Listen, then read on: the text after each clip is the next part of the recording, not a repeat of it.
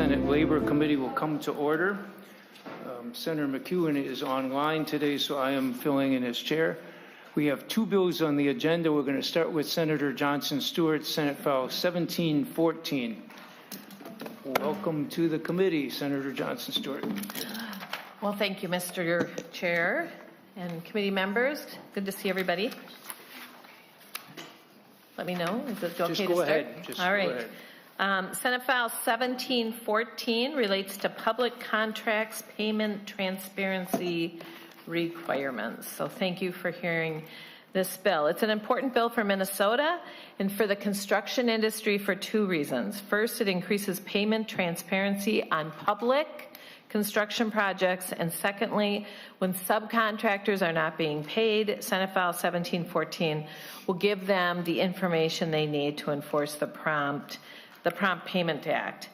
As a reminder, some of you knew me back the first time I served. I used to own a consulting company that mostly did subcontracting work, and so the provisions of this bill are very important for me as a former business owner. I want to briefly highlight all the work that's gone into this.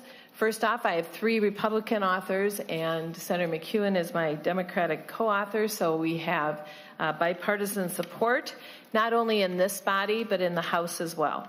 I also, frankly, want to thank Senator Rarick, one of my co-authors here, as well as Senator McEwen.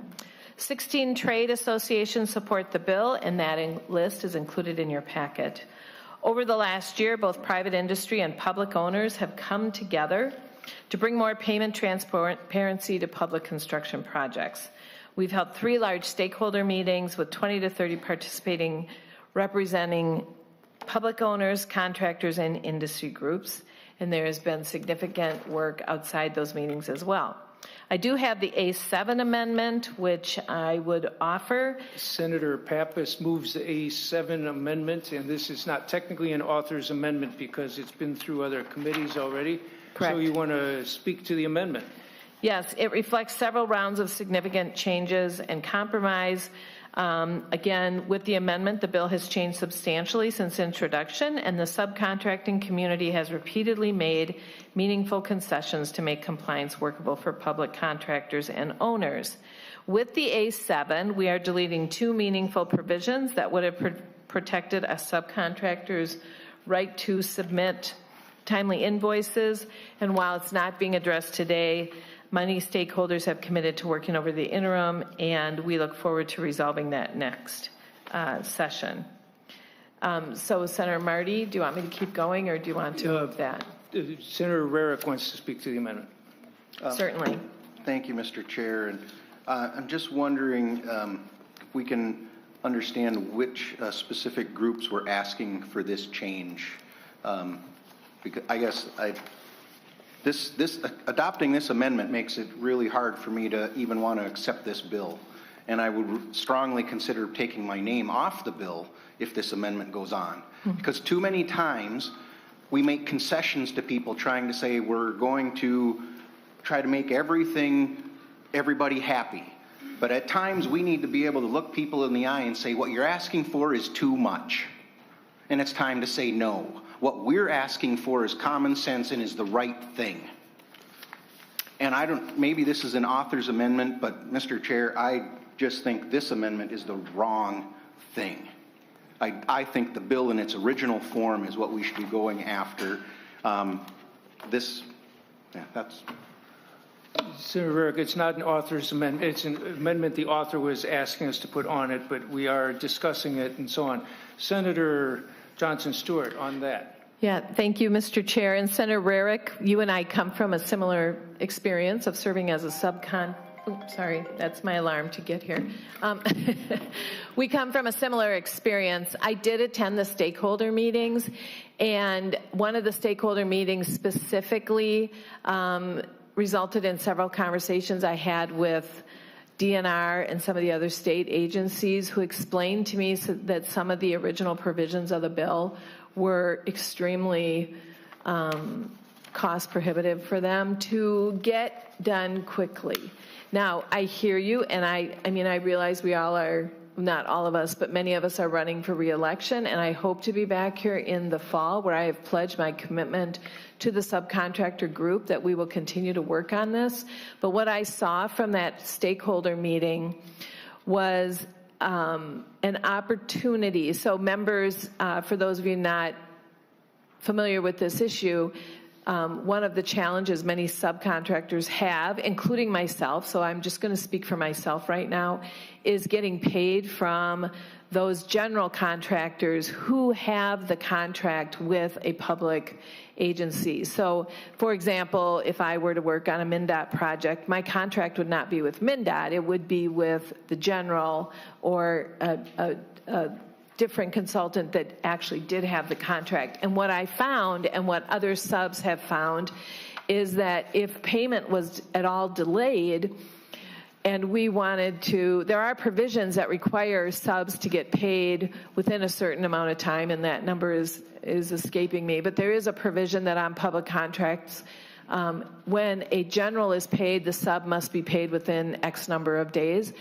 We, I'm saying we as my company, again, I'm not speaking for everyone, but Senator Rarick, you may have had a similar situation. We would have times where we wouldn't get paid for months, sometimes hundreds of days. And our only line of communication was to the general. And certainly most of the generals that we worked for are excellent business people and would pay us as soon as they were paid. But if we didn't have the information that we were wanting, the current law does not allow us to call our client, the holder of the contract, so MnDOT, for example, because they can't give us that information because we're not on the contract. So this is a first step. And Senator Rarick, I hear you, I understand, and there is more work to be done. What I told the subs is we are going to get this done now, which opens them up to at least the communication and finding out if a contractor has been paid, and then I promise we're going to work on this more, and we're going to address some of the issues around invoicing software, invoicing processes. But in the interest of the deadline coming up, we are just frankly compromising, but I also think this is an important compromise. If I still own my business, if this goes through and this bill gets passed, I would be able to call MnDOT or DNR or Department of Administration and ask directly. Actually, our provision requires written notice, but I would be able to write them and ask specifically, has company X been paid? If they've been paid, then legally they're required to pay me. Whereas before, they, frankly, even if there was just one, there were generals who are holding the money and not paying. So I hear you, I understand, and I actually hope that you and I can work on it next session if we both get reelected. Mr. Chair. Senator Rarick. Thank you, Mr. Chair. And I appreciate that response. Again, especially, I mean, if this had been an author's amendment, our custom is to pass it, I would have. Being it is not, I'm going to be opposed to this amendment. As we've worked on this a number of years. Way back when I was in the other body is when we capped retainage at 5%, because many contractors and groups were trying to push that to 10%. Mm-hmm. And we heard the stories from so many contractors, especially our early ins, how you're having 10% of your contract held up for months and months, if not years. A great example was Fratellone, who did the demolition at the old Metrodome. And they had 10% of their contract withheld until U.S. Bank Stadium opened up. That was 2.5 years later. It was clear they were done the moment they started the new construction. So that capping that at 5%, and then a couple years later, we got a trigger date put in place. But like I said, what we're getting at here too is, there's a pay when paid clause that says within 10 days, a subcontractor must be paid if the contractor above them has been paid. But how do you know that? Unless you can get information from who they're contracted under, if that payment has been made or not.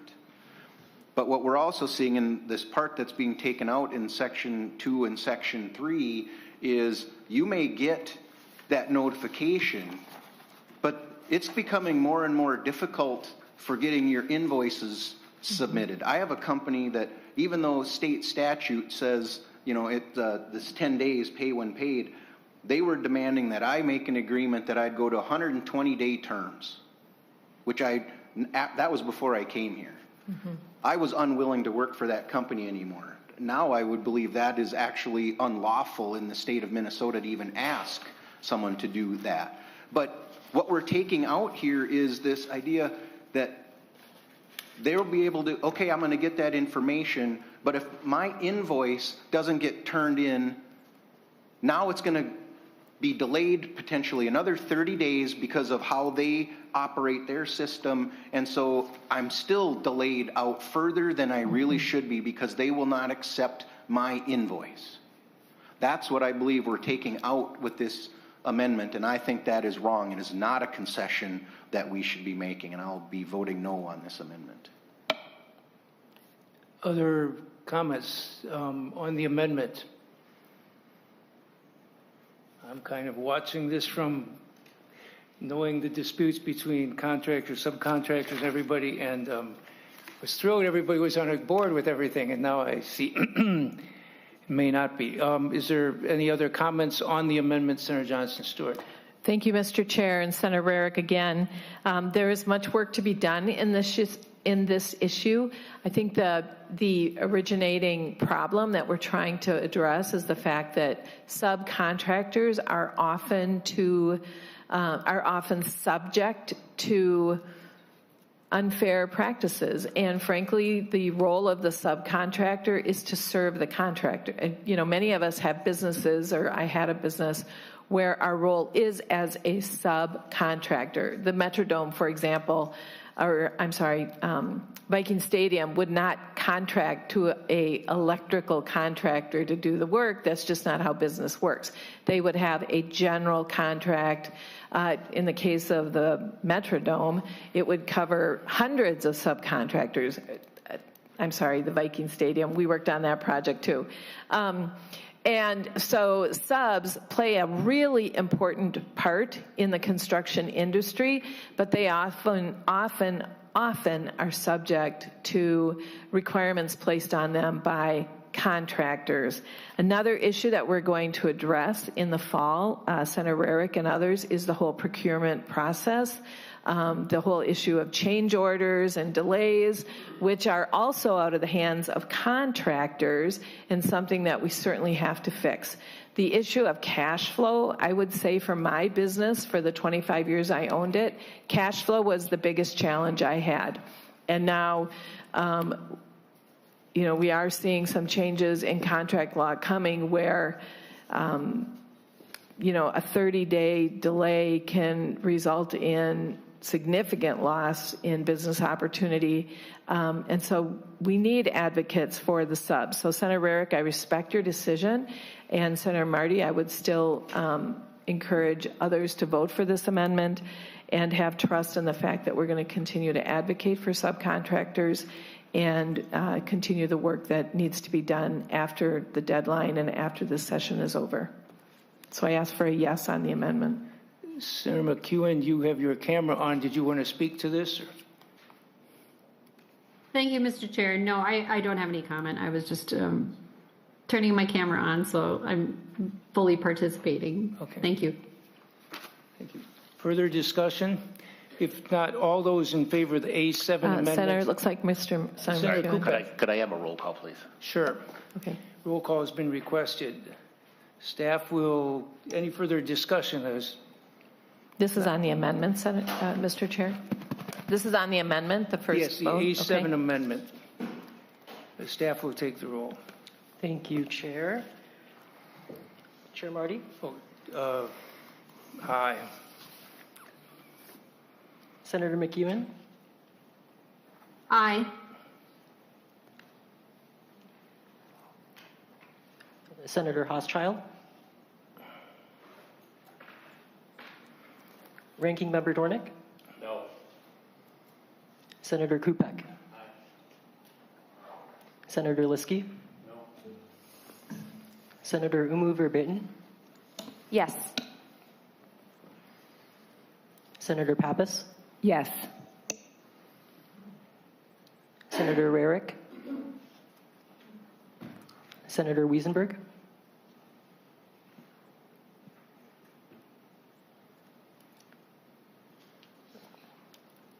Vice Chair Hauschild and Senator Wiesenberg are absent. There being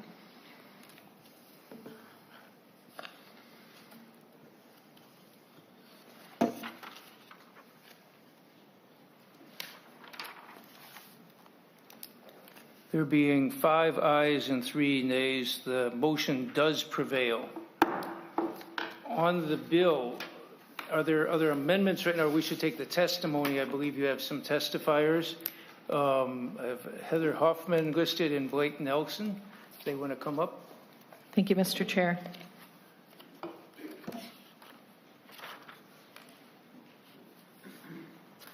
Please go ahead and identify yourselves, and then you may speak to the bill.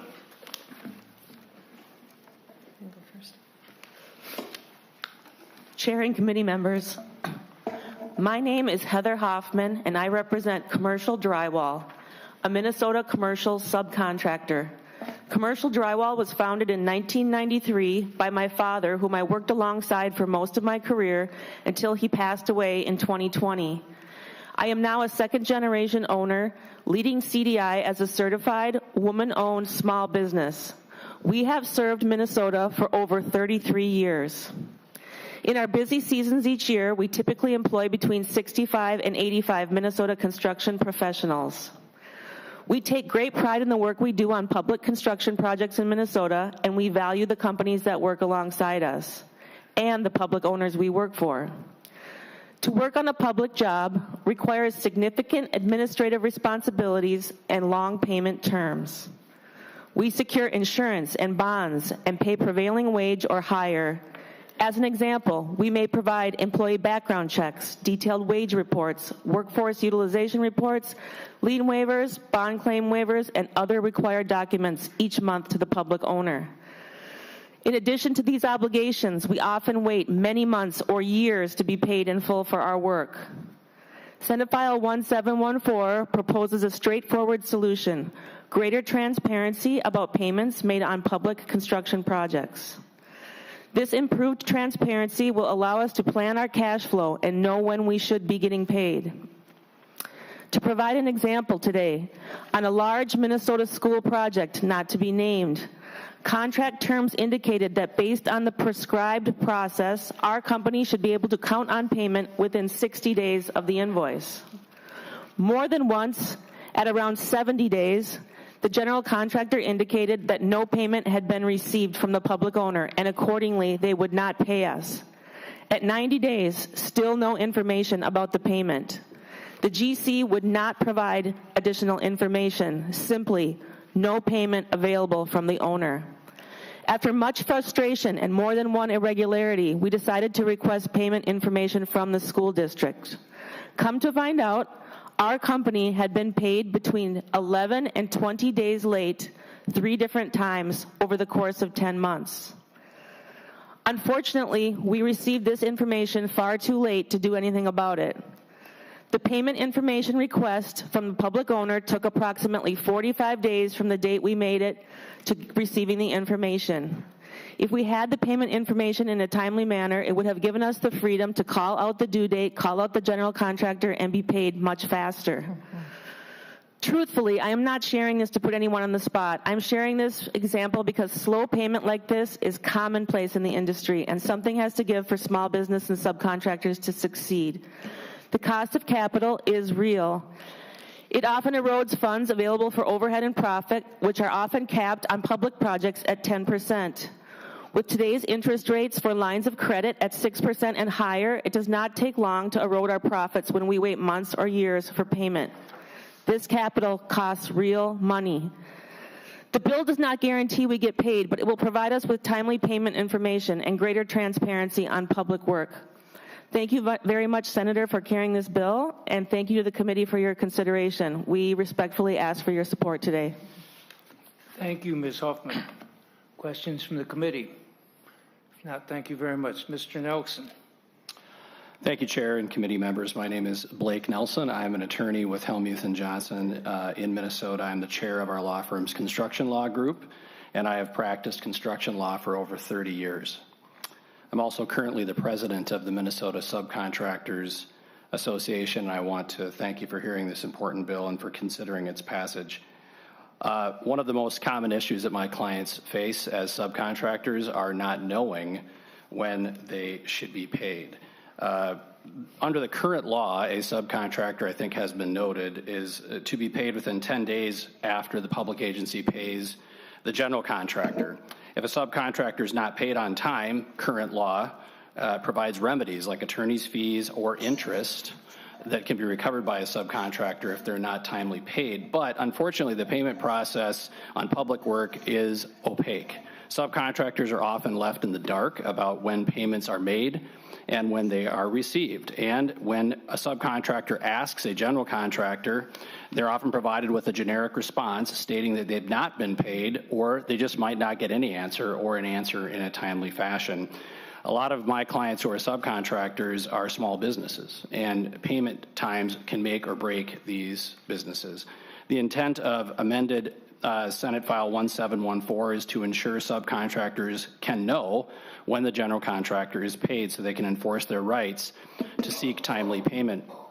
The bill before you does that and has been significantly revised to accommodate the public owners and the general contractors. Over the last year, we have participated in multiple stakeholder meetings and made significant concessions. Originally, this bill required the public agencies to be proactively transparent and to notify subcontractors when every payment was made. They literally would have had to have notified every sub of every payment, and we had a lot of pushback there because of the time that that would require. However, after working through the concerns raised by the public owners, we adopted an alternate approach that they proposed and that they believe is workable. Under the amendment before you today, a subcontractor must request the payment information and the public agencies must provide it within 7 days. In the end, we believe that this ask and answer approach based off of the public owner's language will work for all parties and will lead to more transparency, better working relationships, and prompter payment to small businesses. Senate File 174, as you've heard, has bipartisan support in both bodies, and it was developed collaboratively with public and private bodies. It brings more transparency to public payment processes in Minnesota, and as has been said, it has the support of 16 trade associations, and we hope that you will pass it today. Thank you for your time and consideration, and I'm happy to stay for questions. Thank you. Are there questions from the committee for either of the witnesses? If not, thank you both. Senator Johnson Stewart. Thank you, Mr. Chair. There is work to be done on here, specifically around the issue of invoicing. We had it in the bill, and a few weeks ago, frankly, hit a significant opposition to that part. We weren't able to come up with language that was acceptable to both the contractors and the public agency groups. Frankly, I'm really excited to think about an opportunity where Senator Rarick, Senator Lang, Senator Matthews, Senator McEwen, and I might be able to offer up a very strong advocacy group for the subcontractors and work on this next year, provided we're all back in the Senate. I think it's a really important thing, and frankly, we ran out of time. I worked with Mr. Nelson and I worked with others to try to come up with something that we could propose during this hearing, and we just frankly ran out of time. So as I counseled the subcontractors that I was working with, I said, let's get this done, and then you have my pledge that we're going to continue to work on it over the summer. But I do think this is an important step in allowing subcontractors to find out even the simplest information. We worked with the public agencies to make sure that it wasn't cost prohibitive for them to meet those requests. And so I think this is a common sense bill that will help subcontractors, and I'm proud to support it. I ask for your approval. Senator Umuvu-Rayton. Thank you, Mr. Chair. I just had a few questions for Senator Johnson Stewart. Certainly. Thank you for bringing forward the bill.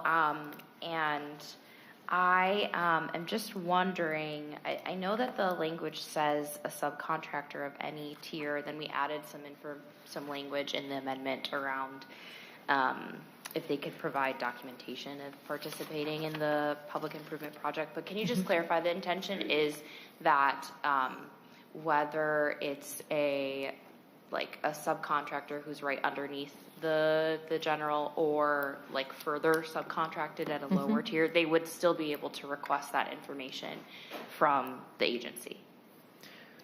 Mr. Chair, Senator Verbatim, yes. So this is in response to public agencies saying, well, we think it's inappropriate for us to just answer any question that has to do with privacy concerns about if a contractor has been paid.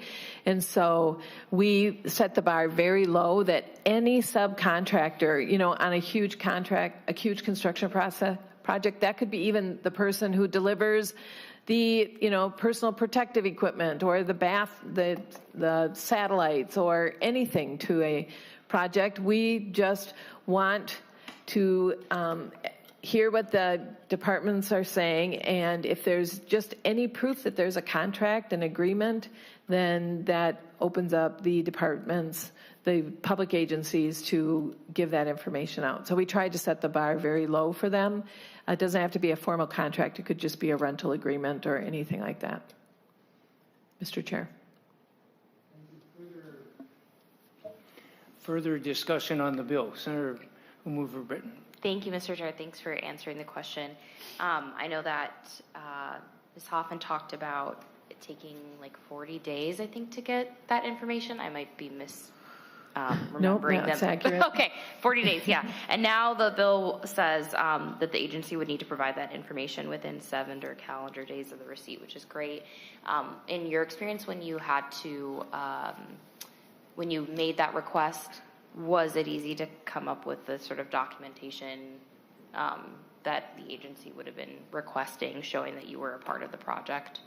You just mentioned some of what those examples would be, Senator Johnson Stewart, but I just wanted to hear from a contractor as well. Yeah, Say, Mr. Chair. Mr. Chair. There's many of the school districts have an online portal where you can enter your information and then you wait.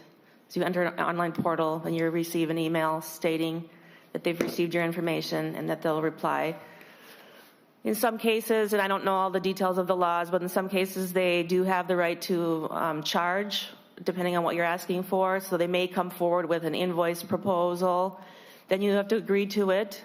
Then when you agree to pay the invoice, you pay it, and then they put it in a queue for someone to pull the information.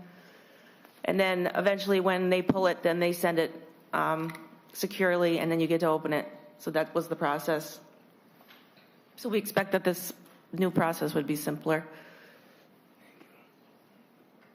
Anything else? Any other questions or discussion from members of the committee? If not, Senator Pappas moves Senate File 1714 as amended, be recommended to pass. So moved. Is there further discussion? If not, all those in favor say aye. Aye. Opposed? Motion prevails. Mr. Chairman, I assume it's going to the floor. Yes, it's headed to the floor. Thank you, committee members. I think this is an important step, and we'll continue to work on the problem. Thank you. Thank you, and thanks for the witnesses. Senator McEwen, you are next up with Senate File 4212. Thank you very much, Mr. Chair. Can you hear me okay? Yes. Mr. Chair, colleagues, it's my pleasure today to present to you Senate File 4212. This bill is about energy code support grants, services to help meet the building energy code. We all use and need energy in our everyday lives, especially in Minnesota, to heat, cool, and power our buildings. Being energy efficient with our energy helps us to save money and avoid pollution. It's a win-win across the board. Of course, it's cheapest to put in insulation, add air sealing, and install triple pane windows when a building is under construction. Retrofits are a lot more cumbersome. They disturb people's lives and businesses and take time. So we'd rather not do that. We'd rather do this when a building is under construction. Minnesota has been a leader on energy code work since the 1980s. Our energy code continues to evolve thanks to the legislature and the work done in the past few years. Alongside the traditional prescriptive or checklist pathway for meeting code requirements, development teams now have what are called performance-based options. So for these performance-based projects, energy modeling is required, and requires that performance-based project requires a more intensive understanding of building science and a specific set of skills to review. The benefit of using that option, however, is that performance-based pathways can result in construction methods that are more cost-effective and result in more energy-efficient buildings. But because this is a newer way to approach this, code officials just have less familiarity with it. And those code officials are also tasked with not only ensuring the compliance of the energy code, but also many other building codes, electrical code, mechanical, plumbing, etc. So it is difficult, if not impossible, to be an expert on everything, and they can use some help with that. So our solution is with this bill is to make technical assistance more readily available. Even though we have a statewide building code, in Minnesota, the code is mostly implemented by cities. And what this bill does is create a grant program for cities to tap into and select technical experts for support, education, training, and tools to help them with compliance and implementation. Essentially, it ensures that the people who are enforcing the code have the resources that they need. The program, as set out in the bill, would be overseen by the Department of Labor and Industry. Also of note, conversations with a number of cities show that there is support for these grants, and members, you'll note letters of support from a number of cities. In conclusion, our buildings stand for decades, if not centuries. Constructing them to use energy efficiently from the start, from the beginning, reduces utility costs from day one. And giving cities access to the technical tools they need for improved energy code implementation ensures owners and tenants alike can reap the benefits of energy efficiency. So we view this as a win-win, and respectfully, I ask for your support for Senate File 4212. Thank you. Are there questions from members of the committee? If not, we have two witnesses here. Oh, okay. Two witnesses, first then Megan Hoy and Will Nissen.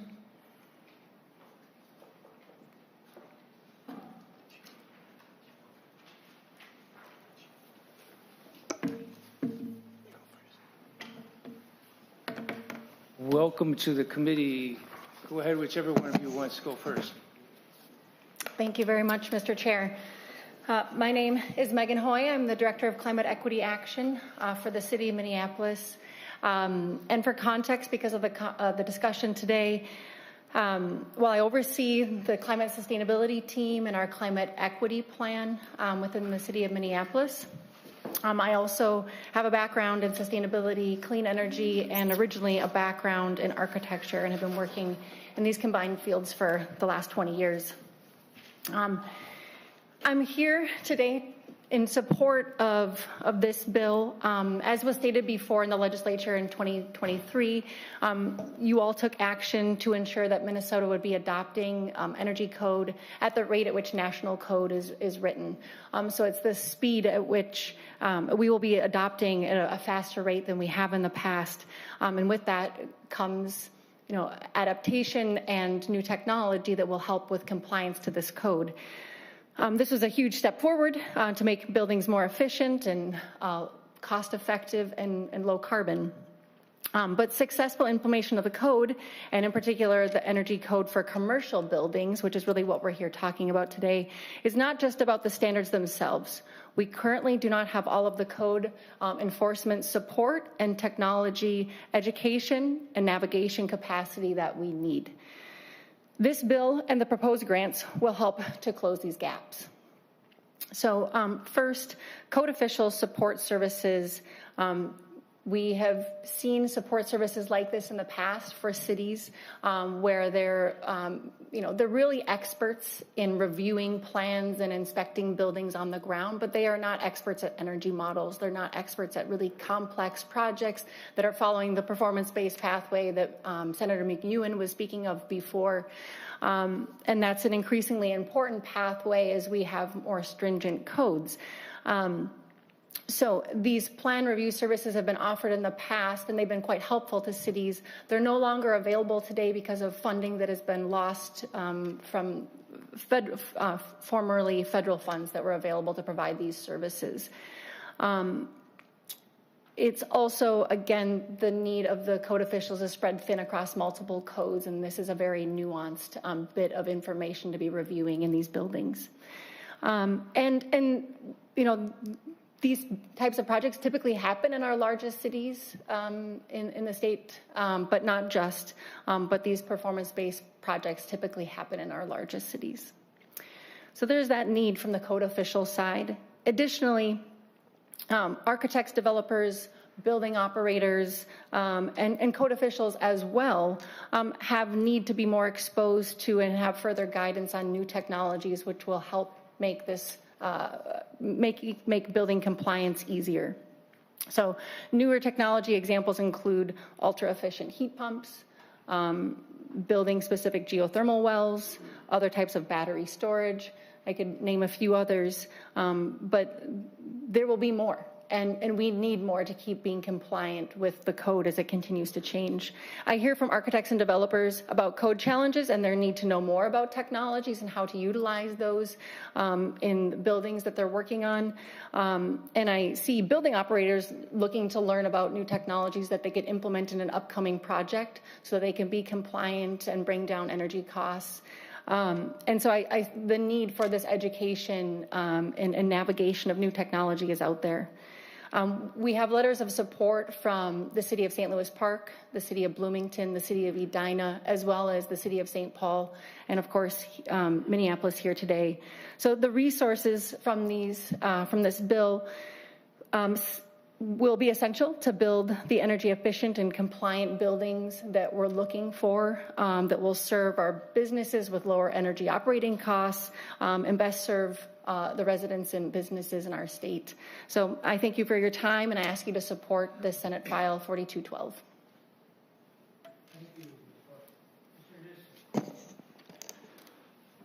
Thank you. Good afternoon, Chair Marty, members of the committee. My name is Will Nissen. I'm Director of Policy at the Center for Energy and Environment.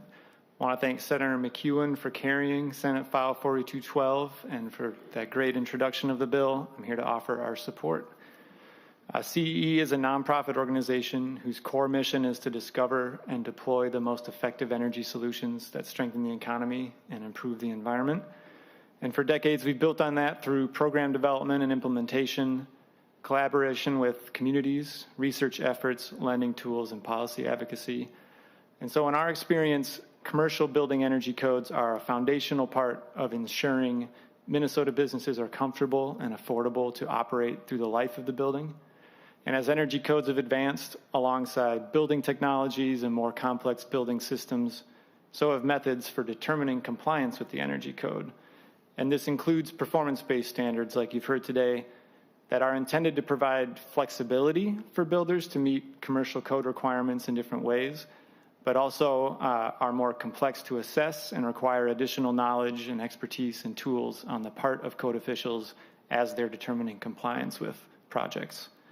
So Senate File 4212 would provide that support to municipalities and local code enforcement officials to determine compliance with commercial building energy code for new construction and major renovation projects, and with that particular emphasis on the performance-based standards. So thanks for your time. We support the bill and happy to answer any questions. Thank you very much. Thank you very much. Are there questions for either of the witnesses? Senator McEwen. Oh, Senator Cooper, I I'm sorry, I don't didn't see- have a question, but I do have an amendment. Do you want me to fire that up right now? Or? Go ahead, right now would Okay, be I good. have the A1 amendment, which should be in your packets. Senator Kupek offers the A1 amendment, which is in our packets, and that would change it. Okay, so it's not just the cities over 50,000, but those that would be under it as long as they've adopted the state building code. That's right. So yeah, I'm not sure if 50,000 was just kind of an arbitrary number.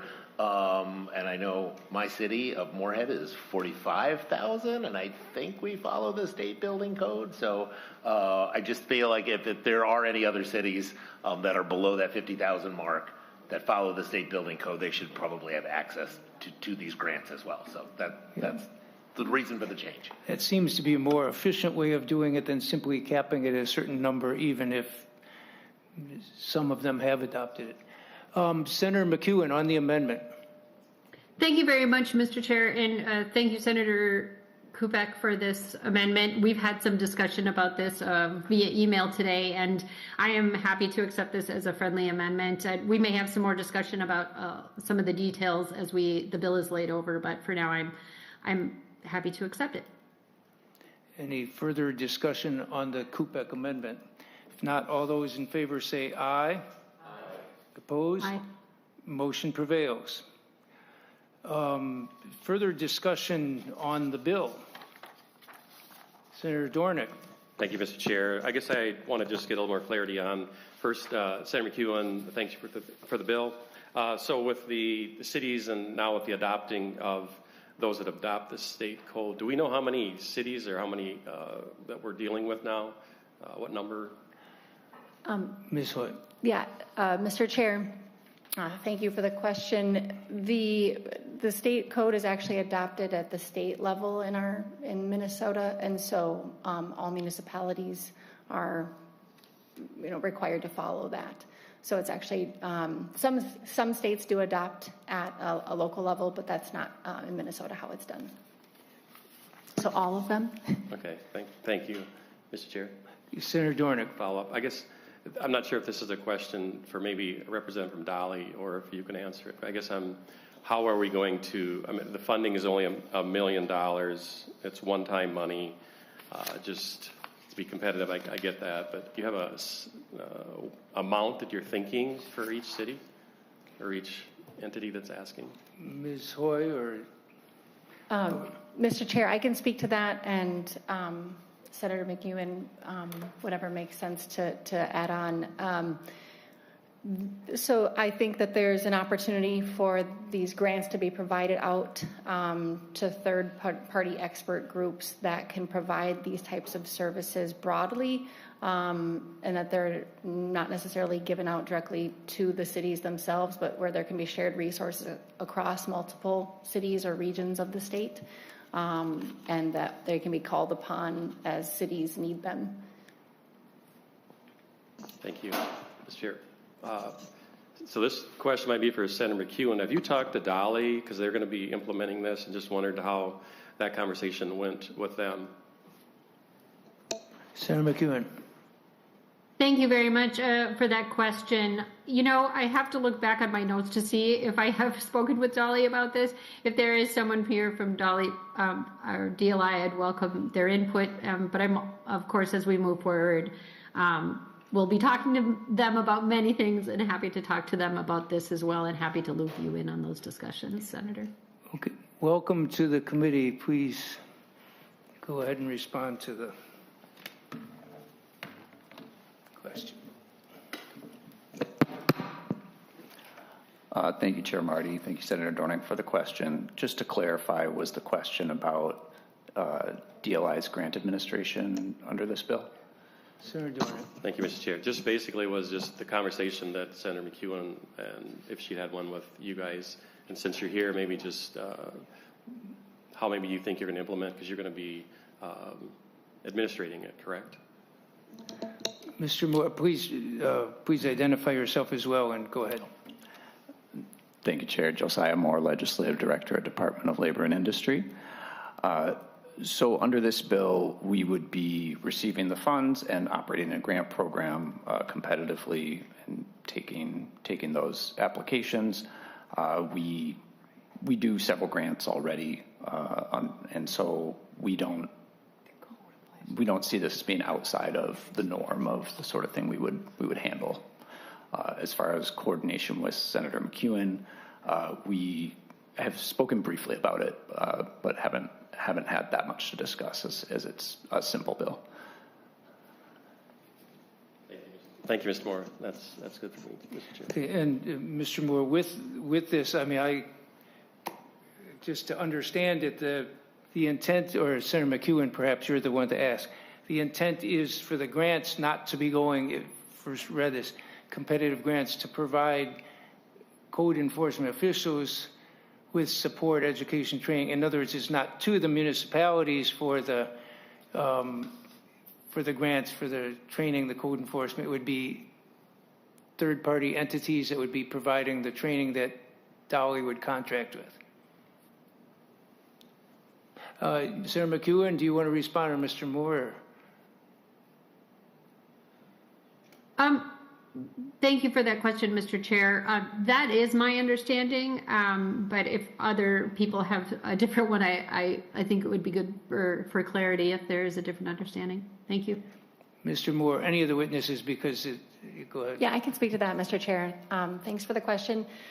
I think the flexibility in the funding is helpful, but I do think that third parties would have a strong role and an important role in being able to provide these services in a way, again, that like spreads the benefit to multiple jurisdictions and cities across the state. And Mr. Moore, anything to add?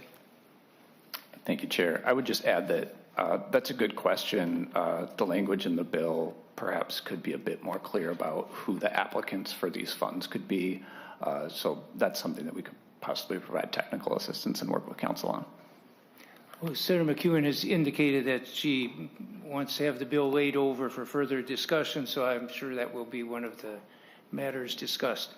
Is there any, Senator Rarick?